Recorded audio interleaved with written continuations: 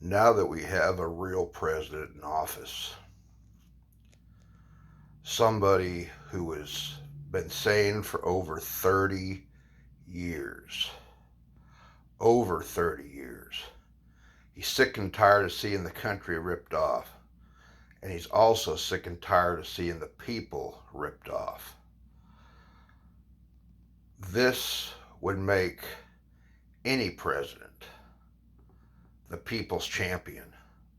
Repeal the 16th Amendment, which never should have been implemented in the first place. The 16th Amendment robs people of what they earn.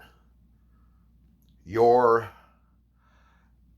tax money, your so-called income tax, was never supposed to support government services. Tariffs do that, just as Mr. Trump has been saying all along.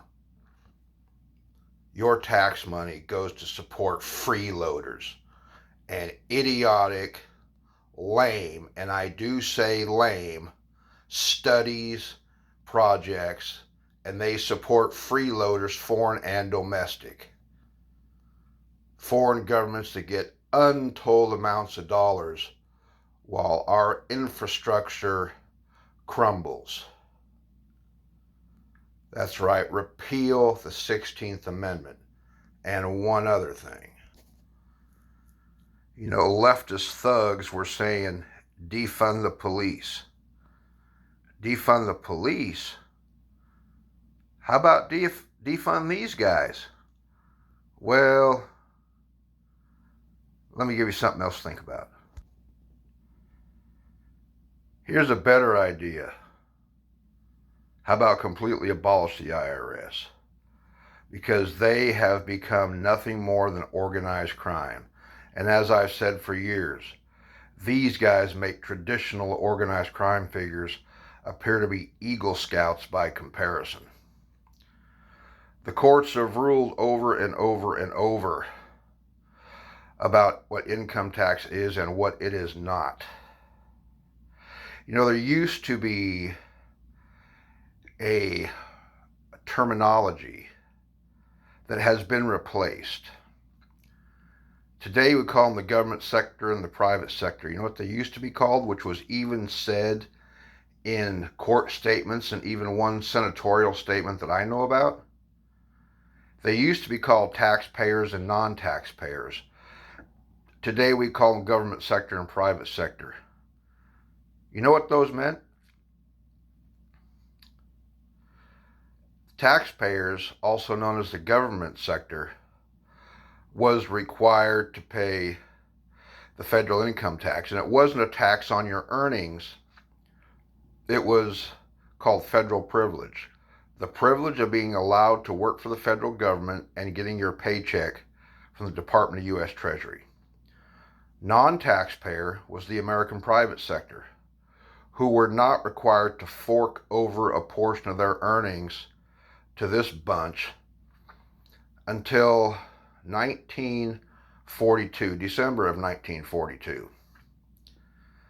After Japan bombed Pearl Harbor in December of 41, by December of 42, the War Department was running out of money to fund the war, so they came to Congress with hat in hand. Congress enacted a temporary 17-month thing called the victory tax. In other words, if you wanted to help the war effort, you could do your patriotic duty. Fill out these government forms that we all fill out today. Have a portion of your earnings sent to the Treasury Department. They send it to the War Department. Everything's fine. May 29th of 1944, Congress repealed the Victory Acts, but the IRS commissioner of the day, Joseph D. Noonan, said, well, everybody keeps saying it's this money. Let's just not say anything and see what happened. And that's how it all started.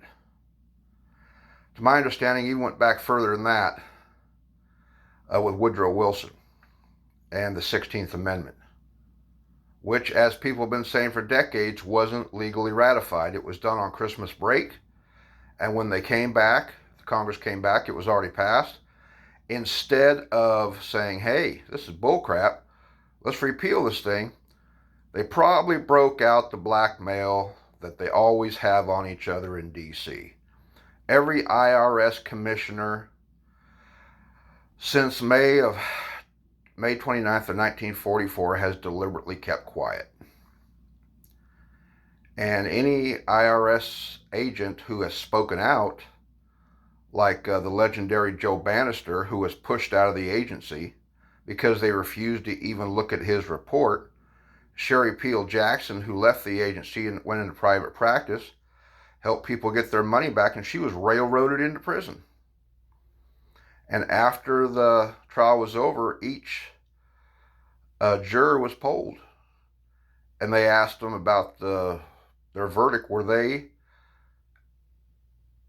what they end up saying was, the reason they found her guilty was they're absolutely terrified that if they didn't find in the IRS's favor, that the IRS would go after each and every one of them.